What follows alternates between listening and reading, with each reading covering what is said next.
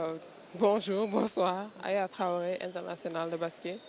Euh, j'ai commencé à jouer au basket, je dirais, à l'âge de 5 ans. Euh, C'était plus parce qu'on habitait à côté du club qui s'appelle l'ASC Fonctionnaire. Donc, comme c'est un lycée, et vraiment, il n'y avait pas beaucoup d'enfants là où on pouvait jouer.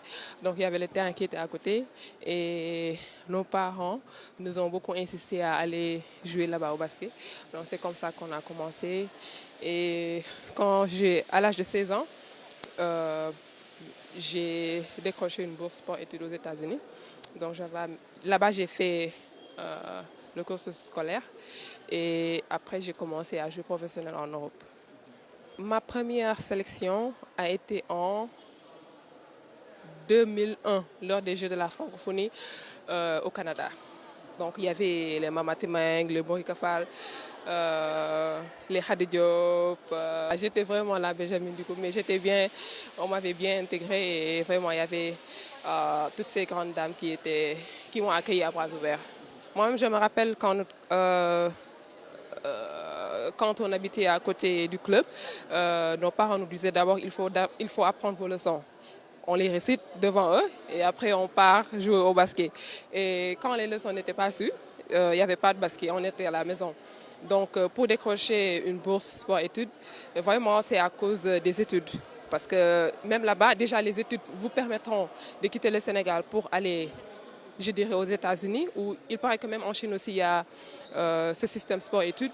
Et de là-bas, il faut encore maintenir les moyens pour pouvoir jouer au basket. S'il n'y a pas la moyenne qui est demandée, vous n'êtes pas qualifié pour jouer. Donc, je pense que tout le temps, c'est d'abord les études et après le sport. Parce qu'après la carrière sportive aussi, la carrière sportive, c'est les études et les diplômes, le travail qui suit. Donc, j'insiste beaucoup là-dessus. Vraiment, je le remercie et euh, je les aime et j'espère qu'un jour on aura l'occasion de se rencontrer. Et je leur dirais aussi vraiment d'insister sur les études, de suivre les consignes des parents parce que c'est important. Aujourd'hui, nous sommes dans une génération où ça a beaucoup changé, tout le monde le sait, tout le monde l'a constaté. Donc vraiment, il faut suivre les consignes des parents et ne jamais lâcher les études et savoir ce qu'on veut. Parce que dans la vie, il faut savoir ce qu'on veut. Si on veut, par exemple, être joueur de handball, il faut se donner à fond. Si on veut être joueur de basket, il faut se donner à fond sur ce même domaine. Donc, moi, je dirais suivre les consignes et vraiment savoir ce qu'on veut et encore les études, parce que c'est ce qui va rester. Ok.